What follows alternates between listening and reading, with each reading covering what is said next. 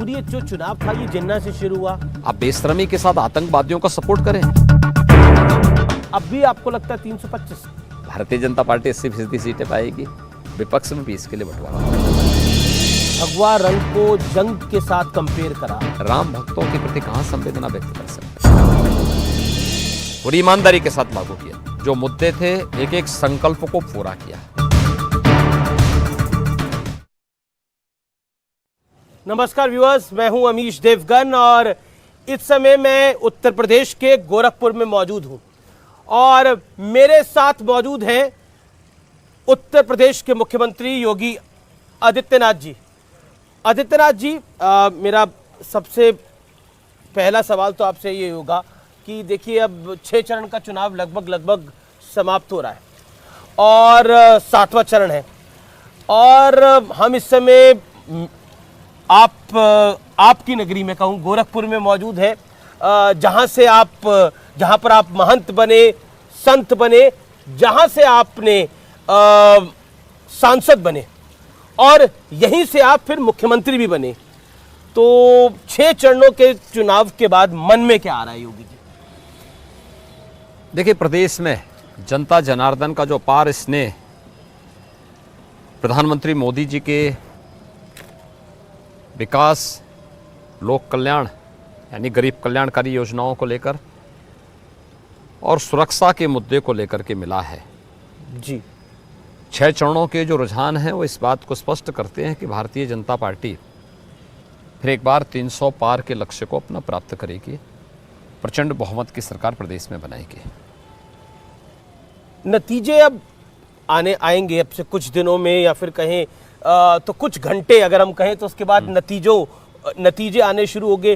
तो क्या दिल में क्या महसूस होता है कि इस समय आप व्यूअर हमारा ये जरूर जानना चाह रहा है कि आपके दिल में क्या चल रहा है, आपके मन में क्या चल रहा है? देखिए, हमारे मन में वही है जो जनता के दिल में है जी। मुझे सबसे अच्छा ये लगा पूरे चुनाव कैंपेन के दौरान कि जनता जनार्दन का अपार स्नेह और समर्थन भारतीय जनता पार्टी को प्राप्त हुआ है पूरे प्रदेश के अंदर, और खासतौर पर सुरक्षा के मुद्दे को लेकर, गरीब कल्याणकारी योजनाओं का लाभ प्रत्येक उस व्यक्ति तक, पात्र व्यक्ति तक पहुंचाने का जो कार्य हुआ है, जो प्रधानमंत्री मोदी जी की मंशा थी उसके अनुरूप जो क्रियान्वयन हुआ है जी, उसका लाभ बहुत स्पष्ट दिखाई दिया है। और लोगों ने जो उत्तर प्रदेश की राजनीति का ट्रेंड 2014 से चला है कि परिवारवाद को खारिज करना है, जातिवाद, मत और मजहबवाद की राजनीति को खारिज करना है, राजनीति का एजेंडा गरीब तय करेगा, नौजवान तय करेगा, महिलाएं तय करेंगी, अन्नदाता किसान तय करेगा। और जिस भी सरकार ने उनके हितों के लिए कार्य किया है, जिन पार्टियों ने पूरी प्रतिबद्धता के साथ काम किया है, वे लोग उसके साथ खड़े होंगे। और भारतीय जनता पार्टी अकेली पार्टी है जिसने इस पर कार्य किया है और उनको जनता जनार्दन को का पूरा समर्थन भारतीय जनता पार्टी के साथ में। जब हम अभी इस समय रामगढ़ ताल पर खड़े हैं और आप पीछे मुड़ के देखते हैं, अपने जीवन को देखते हैं पीछे मुड़कर, तो क्या आपको ध्यान में आता है? क्योंकि इस समय भोर हो रही है यानी शाम हो रही है और कहीं ना कहीं ये वो वक्त होता है जिसके अंदर आदमी कभी कभार अपनी पुरानी बातों को भी याद करता है। देखिए, ये जो रामगढ़ ताल है ना जी, एक प्राकृतिक झील है। हाँ, मैंने सुना पानी अपने आप ही इसमें आता है। 1400 एकड़ में फैला हुआ है जी। कभी ये क्षेत्र गोरखपुर का सबसे कुख्यात क्षेत्र माना जाता था, अपराध का गढ़ माना जाता था जी, अराजक गतिविधियों का गढ़ माना जाता था। आपने भारतीय जनता पार्टी की डबल इंजन सरकार के कार्यों का परिणाम देखा है। आज यह पर्यटकों की आकर्षण का एक केंद्र बन गया है। 4 लेन की कनेक्टिविटी हो गई है, ये बोटिंग प्लेटफॉर्म है, लोग परिवार के साथ आकर के इस पूरे झील में बोटिंग करते हैं। आप भी देख रहे होंगे बहुत सारे लोग इसमें बोटिंग करते हुए दिखाई दे रहे हैं जी। और लाइटिंग आप देख रहे होंगे पूरे यहाँ पर आने जी, के जी। लिए जो लाइटिंग की व्यवस्था है वो उसका प्रमाण भी है। यह एक पर्यटन के यानी परिवार के साथ लोग आकर के अपने खाली समय में यहाँ पर गुजार सकते हैं, यही नहीं है, सैकड़ों और हजारों लोगों के आजीविका का भी एक माध्यम बना है ये झील। तो स्वाभाविक रूप से ये झील अब गोरखपुर के पर्यटन का और आकर्षण का एक प्रमुख केंद्र बना है और इसका लाभ जो है गोरखपुर वासियों को, पूर्वी उत्तर प्रदेश वासियों को प्राप्त हो रहा है। जी, अब बतौर मुख्यमंत्री आपके 5 साल लगभग पूरे हो रहे हैं। एक ऐसा कार्य जो योगी आदित्यनाथ नहीं कर पाए और अगली बारी आएंगे तो जरूर कर देंगे। देखिए, हम लोगों ने कोई भी कोर कसर नहीं छोड़ी है और कोई कसक रखते भी नहीं है। हमने 2017 में लोक कल्याण संकल्प पत्र जारी किया था। जी, एक एक जो मुद्दे थे, एक एक संकल्प को पूरा किया। संकल्प वही जिसका विकल्प नहीं, उसको भारतीय जनता पार्टी की डबल इंजन सरकार ने पूरा किया, पूरी प्रतिबद्धता के साथ, पूरी पारदर्शी तरीके के साथ, पूरी ईमानदारी के साथ लागू किया। और फिर भारतीय जनता पार्टी की सरकार आएगी, हमने लोक कल्याण पत्र संकल्प पत्र पहले ही जारी कर दिया है। एक एक मुद्दे पर सरकार फिर पूरी प्रतिबद्धता के साथ काम करेगी। अपराध और अपराधियों के प्रति जीरो टॉलरेंस, पर कुछ तो होगा योगी जी जो आपको जी जीरो टॉलरेंस हमने काम किया है, उसी की सेकंड पार्ट कंटिन्यूटी आगे बढ़ेगी। जो लोक कल्याणकारी कार्यक्रम है, गरीब कल्याणकारी कार्यक्रम है, इंफ्रास्ट्रक्चर डेवलपमेंट के कार्यक्रम है, सुरक्षा के बेहतर कार्यक्रम हुए हैं, सेकंड पार्ट इसी का, बुलडोजर भी चलता रहेगा। ये सभी चीजें उसी का बुलडोजर भी चलता एकदम आगे सभी कार्यक्रम आगे बढ़ेंगे। अच्छा, एक योगी जी मेरा जो एक सवाल था वो मैं जरूर आपसे पूछना चाहता हूँ और ये देशवासी भी इस पर जरूर सुनना चाहेंगे। पुराने वक्त को आप याद करते हैं, महंत से सांसद बने, सांसद से फिर आप दोबारा सांसद बने, कई बार आप सांसद बने, उसके बाद आप उत्तर प्रदेश देश के सबसे बड़े सूबे के मुख्यमंत्री बने। तो पुराने दौर को आप याद करते हैं? क्यों नहीं, मैं पुराने दौर से अलग नहीं हूं। देखिए, सन्यास का हमारा पहला धर्म होता है सेवा। हम लोग जब सन्यास लेते हैं तो सन्यासी के लिए पहले से ही अपने लिए सेवा का एक क्षेत्र चुनना होता है। हमने भी अपने लिए चुना। बाद में मुझे सार्वजनिक जीवन में आने के लिए कहा गया, मैं यहाँ से चुनाव लड़ा, चुनाव जीता, गोरखपुर की जनता ने मुझे बार बार चुनाव जिताया। और लेकिन सेवा का वह संकल्प हमारा आज भी, उससे हम दूर नहीं हुए हैं। हम लगातार सेवा के उन कार्यों के साथ आज भी जुड़े हुए हैं। और जो एक योगी के रूप में, एक सन्यासी के रूप में सेवा का हमारा सीमित क्षेत्र था, उसके दायरे को आज बढ़ाया गया, काफ़ी बड़े दायरे को आज बढ़ा है वह। और आज पूरे प्रदेश के अंदर सेवा करने का अवसर प्राप्त हो रहा है। आपने एक इंटरव्यू में आपकी जब बहन का जिक्र हो रहा था तो आप थोड़ा इमोशनल हो गए। आपने प्रदेश को ही अपना परिवार बना लिया। आपकी माताजी की मैं तस्वीर देख रहा था और हमने उत्तराखंड में अपना रिपोर्टर भी भेजा। हमने देखा आपका घर कैसा है, आपका परिवार कैसा है। आपका एक भाई तो बस चलाता है और सिस्टर आपकी जो है वो चाय की दुकान चलाती है, प्रसाद का काम करती है। क्या आपको कभी कभार ऐसा महसूस होता है कि आप इतने बड़े पद पे पहुंच गए और परिवार के लिए आप कुछ करना चाहते हो? देखिए, कभी मन में आता है? हमें परिवारवाद की राजनीति से उठना पड़ेगा। हर व्यक्ति को स्वावलंबन की ओर अग्रसर करना पड़ेगा, एक। दूसरा, हम लोग अगर इस पद पर हैं, मोदी जी प्रधानमंत्री हैं, देश के 135 करोड़ लोगों के जीवन में व्यापक परिवर्तन के कारक बने हैं जी, और मैं उत्तर प्रदेश के मुख्यमंत्री के रूप में जी 25 करोड़ प्रदेशवासियों के हितों के लिए कार्य कर रहा हूं। आप याद करिए ना कि मैं एक परिवार में होता तो एक बहन के हित के लिए कार्य करता, लेकिन आज लाखों बहनों के हितों में के लिए कार्य करने के लिए मुझे अवसर मिल रहा है। उनके जीवन में परिवर्तन लाने का, उनके जीवन में खुशहाली लाने का, स्वावलंबन लाने का एक अवसर हमें प्राप्त हो रहा है।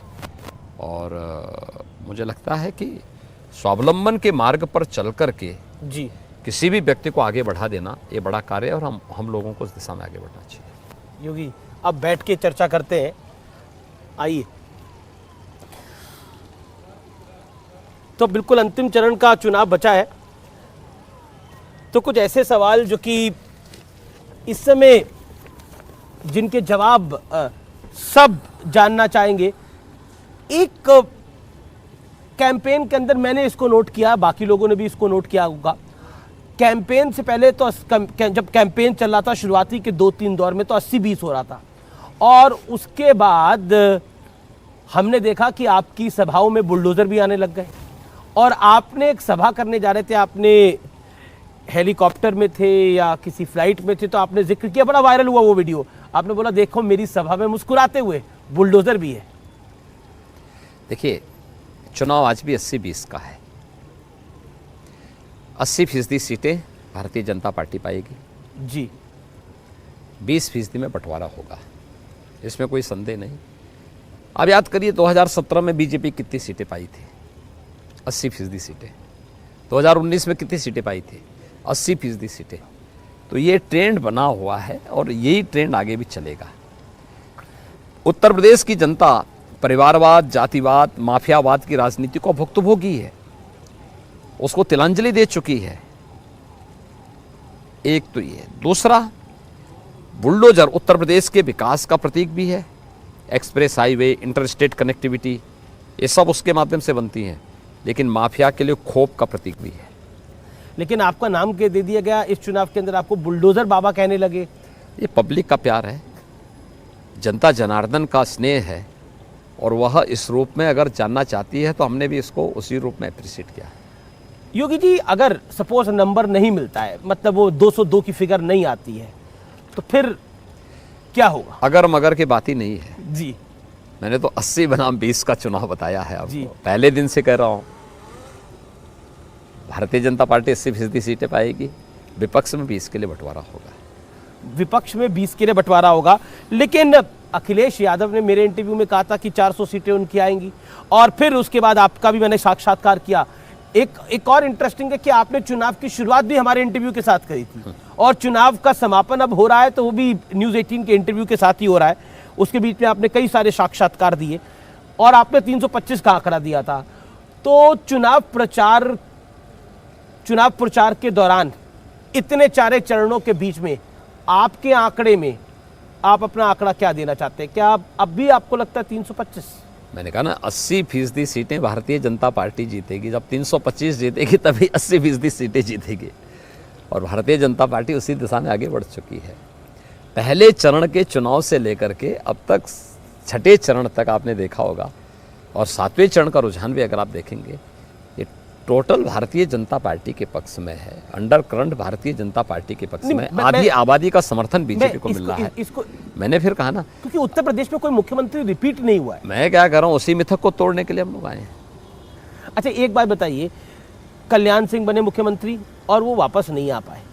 उसके बाद हमने मुलायम सिंह यादव को देखा, मायावती को देखा, अखिलेश यादव को देखा, वो मुख्यमंत्री बने, लेकिन मेजॉरिटी से सरकारें बनी। पिछली 2 सरकारें तो 3 सरकारें तो मेजॉरिटी से बनी, वो वापस नहीं आ पाए।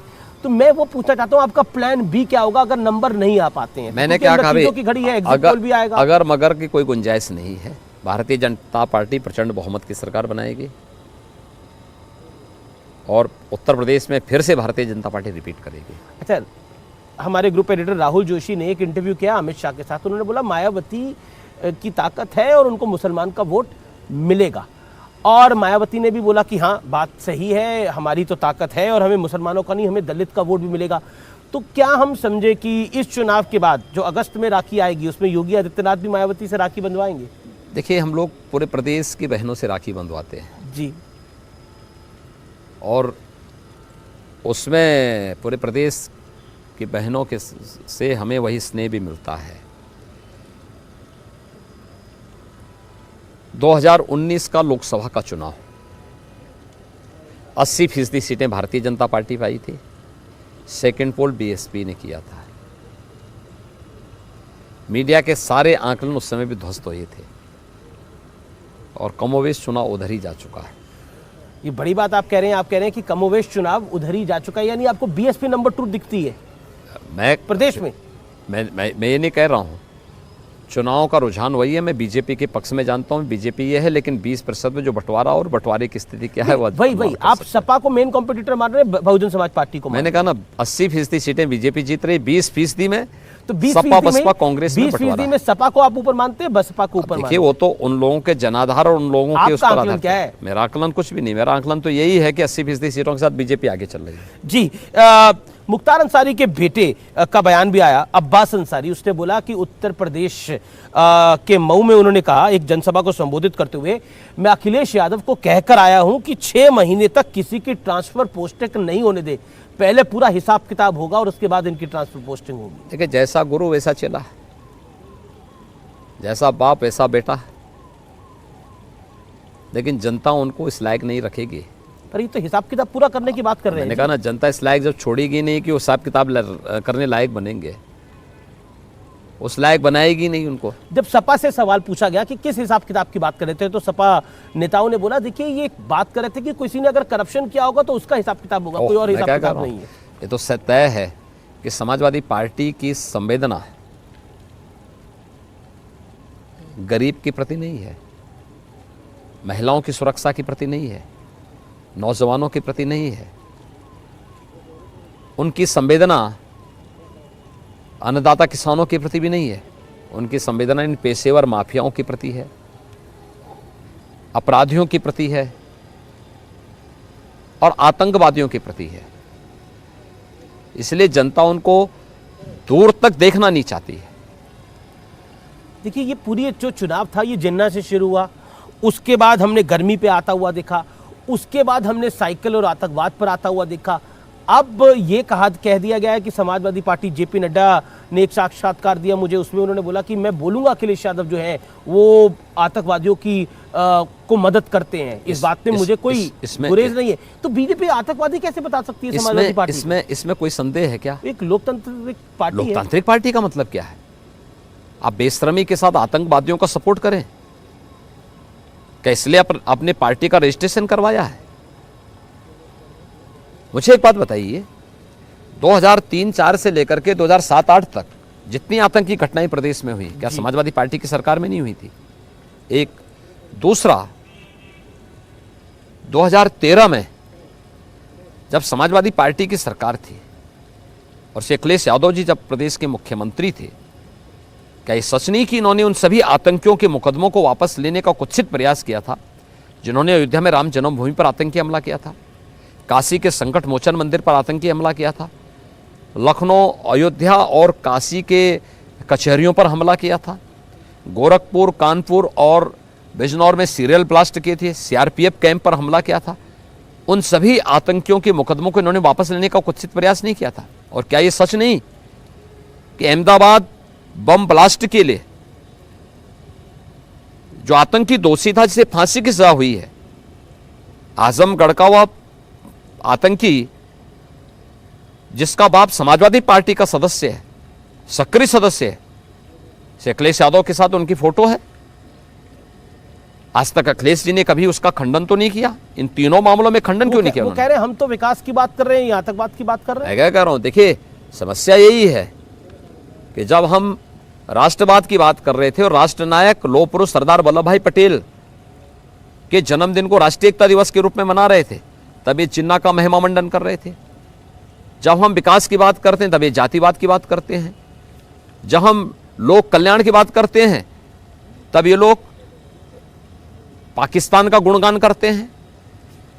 तो ये तो समाजवादी पार्टी का असली चेहरा जनता जान रही है, देख रही है। अच्छा, प्रियंका गांधी ने भी बोला कि अभी आतंकवाद की बात कर रहे हैं, जिन्ना की बात कर रहे हैं, ये मुद्दों की बात नहीं कर पाते, इसलिए घबराती है भारतीय जनता पार्टी। आतंकवाद भी एक मुद्दा है, राष्ट्रीय सुरक्षा से जुड़ा हुआ मुद्दा है। वो कहते, उन्होंने बोला विकास की सार्थकता बगैर सुरक्षा के हो ही नहीं सकती। और अगर आज आधी आबादी भारतीय जनता पार्टी को सपोर्ट कर रही है और मुक्त कंठ से कर रही है जी, तो उसके पीछे सुरक्षा का यही मुद्दा है। उसे विश्वास है प्रधानमंत्री मोदी जी के नेतृत्व पर और भारतीय जनता पार्टी की प्रदेश सरकार पर। एक सवाल जो कि बड़ा महत्वपूर्ण है इस समय, क्योंकि हम छठे चरण में बैठे हुए हैं, विपक्ष का पूरा विपक्ष इंतजार कर रहा है। हालांकि ओवैसी ने तो कहा था जब मोदी हिमालय चले जाएंगे, प्रधानमंत्री मोदी हिमालय चले जाएंगे और योगी मठ पे चले जाएंगे तो तुम्हें कौन बचाने आएगा। लेकिन पूरा का पूरा विपक्ष कह रहा है कि योगी मठ में चले जाएंगे, वो आपके मठ में वापस जाने का इंतजार कर रहे हैं। देखिए, मैं तो मठ में वैसे भी रहता हूँ। लखनऊ की सत्ता का संचालन भी मठ के माध्यम से मठ की तरह ही करता हूँ, जिसमें पारदर्शिता हो, प्रतिबद्धता हो, ईमानदारी हो और लोक कल्याण का अंतःकरण से एक भाव भी हो। यही मठ की शिक्षा है और वही काम आपको हम मठ करते हैं। में क्यों भेजना चाहते हैं सब लोग? देखिए, अपनी हार को ये स्वीकार कर चुके हैं, उनकी हार को, उनकी हताशा को ये प्रदर्शित करता है। अखिलेश तो कहते हैं मैंने टिकट भी खरीद लिया है योगी जी के लिए, इसीलिए कह रहे ना, विदेश भागने का टिकट अपना बुक करा लिए। उन्होंने बोला कि मैंने योगी जी के लिए खरीद लिया मठ, गोरखपुर का टिकट। मुझे टिकट खरीदने में तो गोरखपुर में आता जाता रहता हूँ जी, क्योंकि योगी जी आपने बड़े सारे मिथक तोड़े पिछले 5 साल के अंदर। एक उसमें से मिथक था कि नोएडा, मैं हर मुख्यमंत्री कहता था मैं नोएडा जाऊंगा तो हार जाऊंगा, लेकिन आप तो नोएडा चले गए और एक बार ही नहीं कई बार चले गए। तो अब कुछ घबराहट हो रही है कि अब नोएडा चला गया कहीं गड़बड़ ना हो जाए कुछ। लोक कल्याण के पथ पर हम लोग निकले हैं। हमने जीवन का एक ही संकल्प बनाया है जो कभी रंतिदेव ने तय किया था, और वह संकल्प है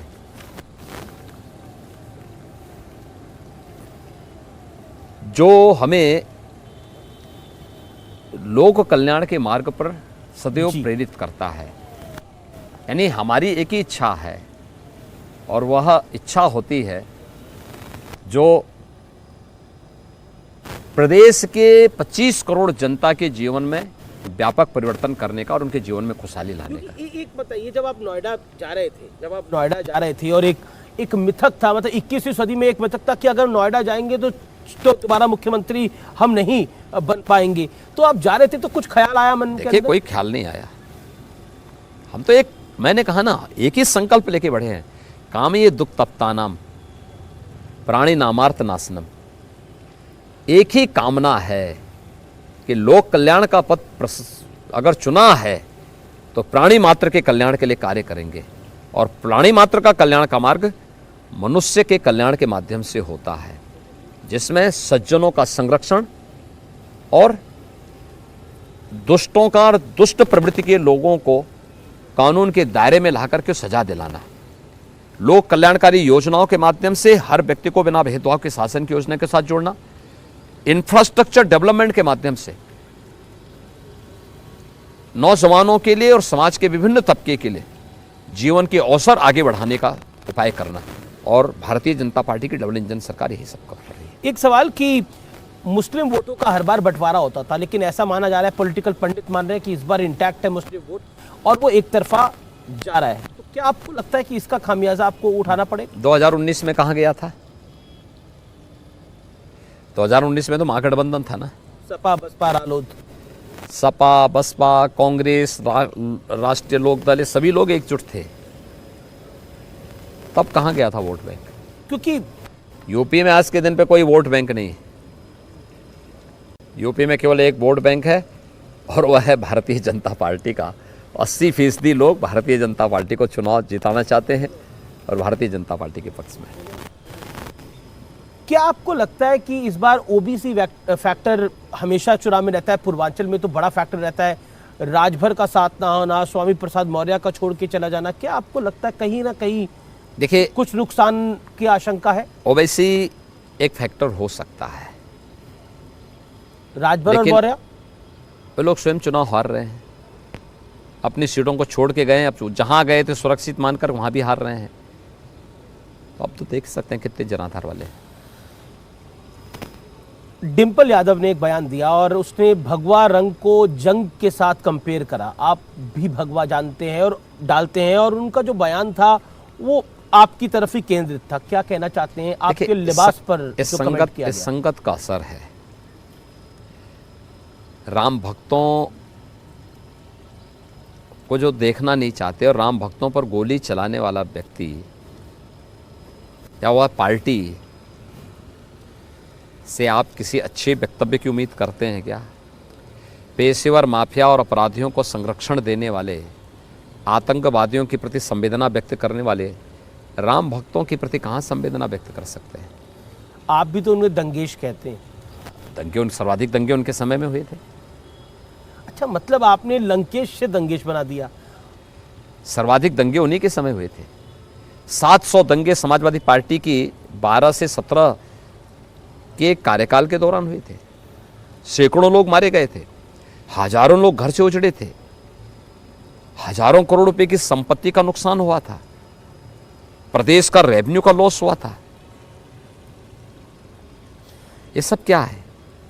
क्या आपको लगता है कि मौजूदा परिस्थिति के अंदर, क्योंकि अब लगभग सब चरण संपूर्ण हो गए हैं, आखिरी चरण है, और 5 साल का आपका भी कार्यकाल आपने खुद ने भी आंका है, और मैं इस सवाल को दोबारा आपसे इसलिए पूछ रहा हूं, आपको कहीं लगता है कि सुधार हो सकता था? कहीं आपको लगता है कि कोई चीज बेहतर हो सकती है? देखिए, बिना रुके, बिना डिगे, बिना थके, बिना झुके, प्रधानमंत्री मोदी जी के मार्गदर्शन में भारतीय जनता पार्टी की डबल इंजन सरकार ने पूरी ईमानदारी के साथ काम किया है। हम लोग अगर मगर कुछ रखते नहीं, पूरी ईमानदारी के साथ काम करते हैं, पूरी मेहनत से काम करते हैं, पूरी प्रतिबद्धता के साथ काम करते हैं, और करके दिखाए, उसके परिणाम भी सामने हैं। मेरा अगला सवाल आपसे ये होगा योगी जी कि प्रधानमंत्री का रोड शो हुआ, वहाँ पे उन्होंने चाय भी पी, पान भी खाया, विपक्ष कटाक्ष कर रहा है कि देखिए प्रधानमंत्री को सड़क पे उतरना पड़ रहा है, बीजेपी की हालत इतनी खराब हो रही है। प्रधानमंत्री जी तो हमेशा ही सड़क पे है, पहली बार नहीं है। प्रधानमंत्री जी जब भी आते हैं, याद करिए कोरोना कालखंड में विपक्ष के नेता कहाँ थे? किसी का आता पता था? ये सारे विपक्ष के नेता गायब थे।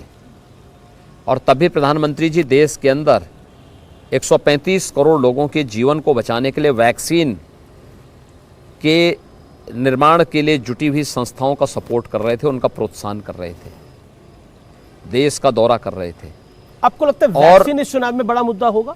वैक्सीन क्यों नहीं, फ्री वैक्सीन मिला है। उत्तर प्रदेश के अंदर 29 करोड़ वैक्सीन की डोजेस फ्री में मिली हैं। थर्ड वेव के प्रकोप को उसने प्रभावी ढंग से समाधान कर दिया है। इतने लोगों की जान बची है। कोविड प्रबंधन एक मुद्दा है, लेकिन उससे महत्वपूर्ण हमारे लिए सेवा का एक माध्यम था। मेरी आपसे जब एक बारी बात हो रही थी तो आपने सेकेंड वेव को लेके एक जिक्र किया था। आपने बोला कि जब इतनी दिक्कतें हो रही थी तो मन तो परेशान हो ही जाता है जब इस तरह हो रहा था। आज आप कुछ कहना चाहते हैं उस सेकेंड वेव के ऊपर? कुछ कहना चाहते हैं? देखिए, हालांकि एक तरह से फोकस यूपी पे भी था, मैं क्या कह रहा लेकिन हूं? दिक्कतें भी कुछ थी। मैं क्या कह रहा हूं, देखिए, यूपी का कोविड प्रबंधन WHO ने, नीति आयोग ने जी, और दुनिया की तमाम संस्थाओं ने इसकी सराहना की। मृत्यु दर न्यूनतम, पॉजिटिविटी रेट एकदम नियंत्रित, रिकवरी रेट सबसे बेहतर, कम से कम मौतें हुई। हर एक मौत के प्रति हम लोगों की संवेदना है, उनको भी रोका जाना चाहिए था, लेकिन महामारी है, पूरी दुनिया बेबस है। लेकिन प्रधानमंत्री मोदी जी के नेतृत्व में कोविड प्रबंधन जिस तरीके से हुआ, कोविड से भी लोगों की जान बचाना, और कोविड का जो एक साइड इफेक्ट है कि भूख से मौत न हो, भूख से भी कोई मौत उत्तर प्रदेश के अंदर नहीं हुई, यह भी प्रदेश ने करके दिखाया। यूक्रेन का मुद्दा हमने देखा, जिस तरह से वहाँ पर रूस और यूक्रेन के बीच तनाव चल रहा है, युद्ध चल रहा है, जंग चल रही है, और ऑपरेशन गंगा चल रहा है, और उसके तहत छात्रों को, विद्यार्थियों को यहाँ लेके आया जा रहा है। आज भी आप कुछ छात्रों से मिले। विपक्ष कह रहा है ये फोटो अपॉर्चुनिटी है, ये काम है नरेंद्र मोदी का, ये काम है केंद्र सरकार का, जिसका वो चुनाव के लिए फायदा उठा रहे हैं। देखिए, विपक्ष की स्थिति ये है कि अपने स्वयं के नकारेपन को और अपने स्वयं की हताशा, निराशा को वह निर्दोष लोगों पर उतारता है। मुझे एक बात बताइए, उत्तर प्रदेश के 1400 नागरिकों को, 1400 बच्चों को अब तक केंद्र सरकार सुरक्षित भारत वापस लेके आई है। मैंने आज लखनऊ में अपने आवास पे ही 52 बच्चों के साथ और उनके अभिभावकों के साथ संवाद बनाया था। हर एक बच्चा इस बात को कहता है कि साहब, जब हम लोग यूक्रेन से रोमानिया या हंगरी या पोलैंड गए तो हमारी अगवानी के लिए पूरा दूतावास और भारत सरकार के मंत्री मौजूद थे। दूसरा, किसी भी अन्य देश की तरफ से ये सुविधा नहीं थी। हमने एक और चीज़ वहाँ पे देखी जो उन्होंने बताया, वे बच्चे जो बता रहे थे कि साहब रोमानिया से जब हम जा रहे थे, दूसरे देशों के लोग, नीदरलैंड है या दुनिया के तमाम अन्य देशों के जो बच्चे वहाँ पढ़ते हैं, मेडिकल की पढ़ाई कर रहे हैं, वे लोग हमसे पूछते थे कि आप लोग कैसे जाएंगे, तो कहते थे हमारी सरकार ने व्यवस्था की। तो कहते साहब आपके प्रधानमंत्री बहुत अच्छे हैं, हमारे यहाँ तो कोई पूछने वाला नहीं। यानी भारत के बच्चों को फ्री में लाने की व्यवस्था थी, दिल्ली तक पहुँचाया, दिल्ली में हम लोगों ने उन्हें लिया, फिर यूपी भवन में उन्हें ठहराया, फिर राज्य सरकार ने उनको उनके घरों तक सुरक्षित पहुँचाने का काम किया। ये संवेदना होती है सरकार की। और केवल वहीं पे नहीं जी, अफगानिस्तान के समय क्या हुआ था, जब तालिबान अफगानिस्तान के अंदर घुसा था, वहाँ के हिंदू और सिखों को कौन बचा रहा था, निर्दोष लोगों को कौन बचा रहा था, भारत सरकार बचा रही थी। इससे पहले भी हमेशा भारत सरकार ने इस पहल के साथ आगे बढ़ी है और आज भी वही कार्य भारत सरकार कर रही है। ये संवेदना का प्रश्न है और उन सभी ने प्रधानमंत्री मोदी जी की सराहना की है और प्रधानमंत्री जी के प्रति आभार भी व्यक्त किया है। लेकिन विपक्ष की तरफ से कहा गया, कांग्रेस ने खासतौर पे कहा कि गल्फ वॉर में भी तो लोग फंसे थे, तत्कालीन सरकार वापस लेके आई थी। लेकिन ये सरकार जो है ये चेस्ट थम्पिंग करती है, यानी ये कहती है हम लेकर आए हैं, हम इसको इवेंट बनाएंगे। प्रधानमंत्री मोदी बनारस में मिले, आप लखनऊ में मिले। पहले की सरकारें जी, कांग्रेस की सरकार के समय उनको उनके हाल पे छोड़ दिया जाता था। याद करिए कोरोना के पहले जो भी महामारी आई होगी, इंसेफ्लाइटिस का एक उदाहरण है, हम गोरखपुर में हैं। जी जी, इंसेफ्लाइटिस 77 में यहाँ आई थी और 77 से 17 तक 40 वर्षों तक 50,000 बच्चे यहाँ पर इस बीमारी से मरे हैं। इस दौरान 10 वर्षों तक कांग्रेस की सरकार थी। कांग्रेस के कई मुख्यमंत्री बदले गए, केंद्र और प्रदेश में दोनों जगह कांग्रेस की सरकार थी। क्या कर रही थी कांग्रेस? 4 बार समाजवादी पार्टी इस दौरान सत्ता में थी। क्या कर रही थी समाजवादी पार्टी? 3 बार बहुजन समाजवादी पार्टी सत्ता में थी। क्या कर रही थी बहुजन समाजवादी पार्टी? इन्होंने अगर थोड़ी भी संवेदना दिखाई होती, इंसेफ्लाइटिस से 50,000 जो बच्चे मरे हैं, मरने वाले बच्चे कौन थे? उत्तर प्रदेश के बच्चे थे, अनुसूचित जाति, अति पिछड़ी जाति, अल्पसंख्यक समुदाय के 95% बच्चे थे। इनकी संवेदनहीनता तो इसी में दिखाई देती है। कोरोना कालखंड में कांग्रेस, सपा, बसपा या किसी अन्य दल का नेता कोई दिखाई दिया कहीं फील्ड में? किसी का था पता नहीं था। चुनाव के 3 महीने पहले लोग फील्ड में आए, कैसे जनता इनको स्वीकार कर लेगी? 2 साल तक गायब थे। मेरा अगला सवाल ये होगा कि आजकल एक नया वर्ग पैदा हो गया है बीजेपी की तरफ से। वो बीजेपी कहती है वो लाभार्थी वर्ग है और वो बड़ा साइलेंट वोटर है। क्या आपको लगता है कि इस चुनाव में वो बड़ा अहम भूमिका निभा रहा है वो वोटर? देखिए, जिसे राशन मिला है, हर गरीब को उसकी सुविधा का लाभ देना, उसका हक देना, हम उसको यही काम कर रहे हैं। हम अपने कर्तव्यों का पालन कर रहे हैं और उसे भी मालूम है कि पिछले 5 साल के अंदर उसको जो अधिकार मिले हैं जी, 2017 के पहले ये कहाँ जाता था? यही इत्र वाले मित्र खा जाते थे, यही ये माफिया, ये गुर्गे खा जाते थे जो आज सपा बसपा के साथ रहकर के टिकट खरीद रहे हैं। 2017 के पहले योजनाओं का लाभ इन गरीबों को नहीं मिलता था। न मकान का लाभ, न शौचालय का लाभ, न बिजली का लाभ, न राशन का लाभ, न बीमा, स्वास्थ्य का बीमा योजना का लाभ, न बिजली के फ्री में कनेक्शन का लाभ। आज मिल रहा है, जनता जनार्दन उसको हाथों हाथ ले रही है और भारतीय जनता पार्टी को अपना सच्चा इसी मानते, इसलिए भारतीय जनता पार्टी को सपोर्ट भी कर रही है। विपक्ष भी कहता है वो हम तो आपसे भी ज्यादा राशन देंगे। लेकिन मैं अब तू मैं के उस दौर में नहीं आना चाहता, क्योंकि अब नतीजे आएंगे, एग्जिट पोल कल शाम से आने शुरू हो जाएंगे। तो योगी जी, आप कोई मुहूर्त मानते हैं या फिर आपके लिए सभी दिन ठीक है? देखिए, नियत साफ होनी चाहिए जी, और सारी चीज़ें अपने आप, नियत साफ हो तो नियंता अपने आप सहयोग करता है।